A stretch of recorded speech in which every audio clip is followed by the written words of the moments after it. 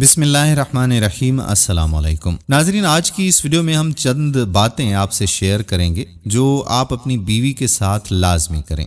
Number 1, अपनी बीवी को मीठे मीठे नामों से पुकारें। नंबर 2, अपनी बीवी को अच्छा वक्त दिया करें। नंबर 3, उसके साथ हुस्न सलूक करो और उसको हर वो चीज़ पेश करो जिससे उसका दिल आपकी तरफ नरम हो जाए। नंबर 4, उसके लिए तोहफ़े खरीदें। बाज़ औक़ात टाफ़ी ही क्यों ना हो, उन्हें एक बच्चे की तरह सलूक करना पसंद है। नंबर 6, घरेलू सरगर्मियों में उसकी मदद करें।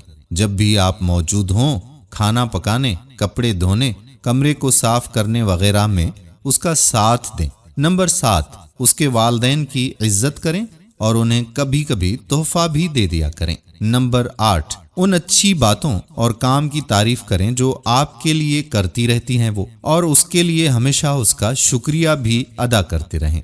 नंबर 9, उसे बताएं कि वो आपके लिए कितना मानी रखती है, आप उससे कितना प्यार करते हैं और आप उसे पाकर कितने खुश किस्मत हैं।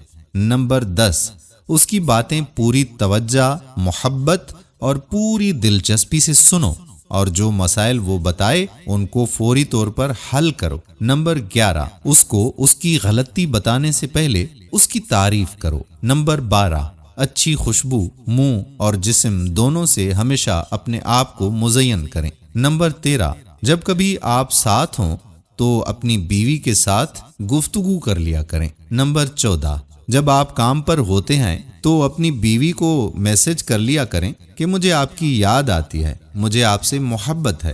उसे फ़ोन पर बताएं या उसे कोई मैसेज कर लें। नंबर 15, उसके साथ मिलकर काम करते रहें, जैसे खाना पकाना, खाना, कुरान पाक पढ़ना वगैरह। नंबर 16, दूसरों की मौजूदगी में उसकी गलती का इंकशाफ हरगिज़ ना करें। नंबर 17, उसे दीन के बारे में बातें सिखाएं।